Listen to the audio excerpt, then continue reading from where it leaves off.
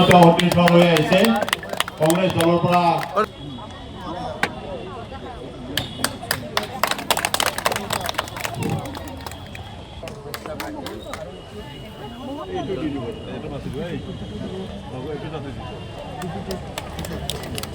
এপিনে চাওক দুলুমণি মহন্ত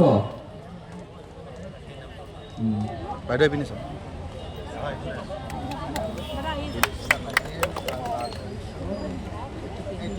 সুমিত্ৰা দাস নেক্সট সুমিত্ৰা দাস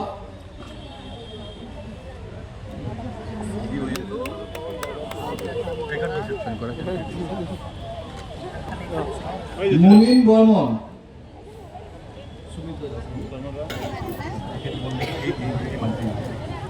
না আজি এই দুৰ্গা সৰোবৰ অঞ্চলৰ পৰা প্ৰায় 350তকৈও অধিক লোকে আজি অসম গণ পৰিষদ দলত যোগদান কৰিছে।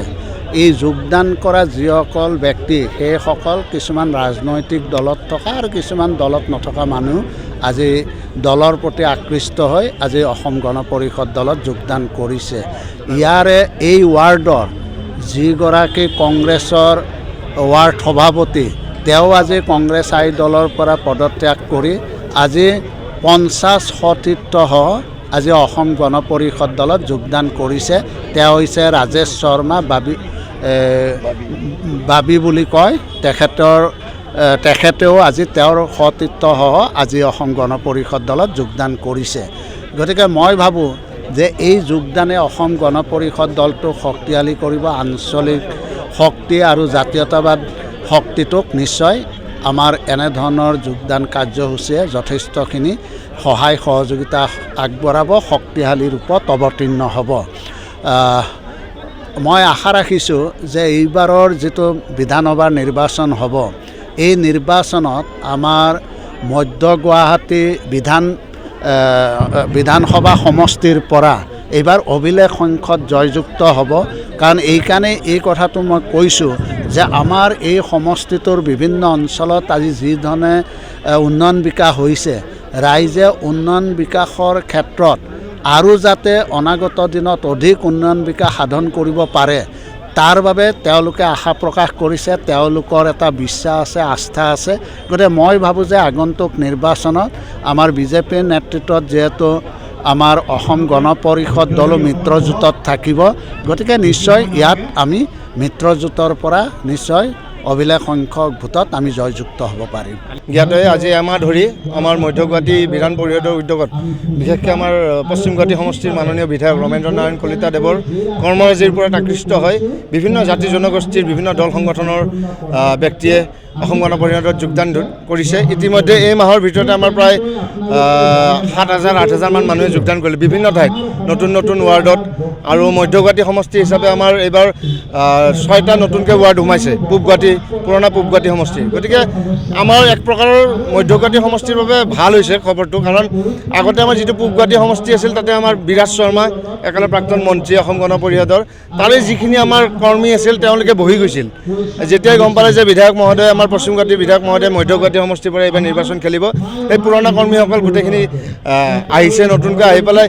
আৰু বিভিন্ন দল সংগঠন বিশেষকৈ কংগ্ৰেছৰ পৰা যথেষ্ট ব্যক্তি আমাৰ লগত এতিয়াও যোগাযোগ কৰি আছে, যোগদান কাৰ্যসূচী চলি আছে। আৰু তাৰ লগত সংগতি ৰাখি আজি বিশেষকৈ মধ্য গুৱাহাটী মহিলা পৰিষদৰ উদ্যোগত আৰু মধ্য গুৱাহাটী মহিলা পৰিষদ আৰু যুৱ পৰিষদৰ সহযোগত আজি ইয়াতে আমাৰ 13 নম্বৰ ৱাৰ্ডত আজি যথেষ্টখিনি ইয়াতে ৰাইজ উপস্থিত হৈছে তথা বিভিন্ন দল সংগঠনৰ ৰাইজ উপস্থিত হৈছে।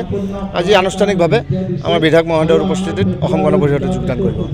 নাই, আপোনালোকে জানেই সুদীৰ্ঘ 1985 চনৰ পৰা 40 বছৰ হ'ল আমাৰ পশ্চিম গুৱাহাটীৰ মাননীয় বিধায়ক ৰমেন্দ্ৰ নাৰায়ণ কলিতাই ইয়াতে বিধায়ক হৈ আছে। মাজতে দুবাৰ হোৱা নাই, বাকী 6 বাৰ তেখেতে বিধায়ক হ'ল। গতিকে আপোনালোকে আমাৰ দুৰ্গ বুলি কয়, অসম গণ পৰিষদৰ এই সমষ্টিটো অসম গণ পৰিষদৰ কৰ্মীৰে দুৰ্গ। গতিকে এনেকুৱা এটা সমষ্টি অসম গণ পৰিষদৰে থাকিব, আপোনালোকে নিশ্চিত থাকক। কাৰণ ৰাইজেও বিচাৰে ইয়াতে আমাৰ বিধায়ক পশ্চিম গুৱাহাটী সমষ্টিৰ বিধায়কে আকৌ চেণ্ট্ৰেল গুৱাহাটী মধ্য গুৱাহাটীৰ পৰা বিধায়ক হওক ৰাইজৰ আশীৰ্বাদ আছে আৰু আমাৰ বিশ্বাস আছে মিত্ৰতাৰ প্ৰতিও বিশ্বাস আছে মাননীয় মুখ্যমন্ত্ৰীৰ প্ৰতিও বিশ্বাস আছে আমাৰ দলৰ সভাপতি অতুল বৰা কেশৱ মহন্ত কাৰ্যকৰী সভাপতি তেওঁলোকে আলোচনা কৰি আছে আৰু আমাৰ দলে বিশ্বাস কৰিছে আমাৰ যিহেতু অসম গণ পৰিষদৰ সভাপতি কাৰ্যকৰী সভাপতি আৰু প্ৰথম সাধাৰণ সম্পাদকজনেই হ'ল ৰমেন্দ্ৰ নাৰায়ণ কলিতা গতিকে প্ৰথম সাধাৰণ সম্পাদকজনে যদি টিকট নাপায়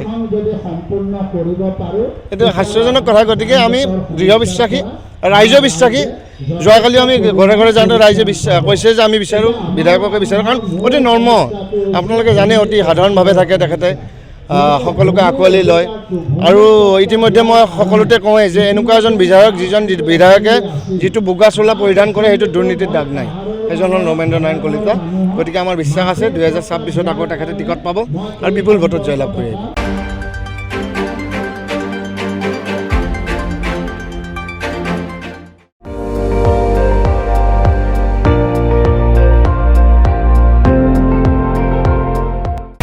আপুনি চাই আছে ND24 সৰ্বশ্ৰেষ্ঠ নহয় সৰ্বোত্তমৰ দৌৰত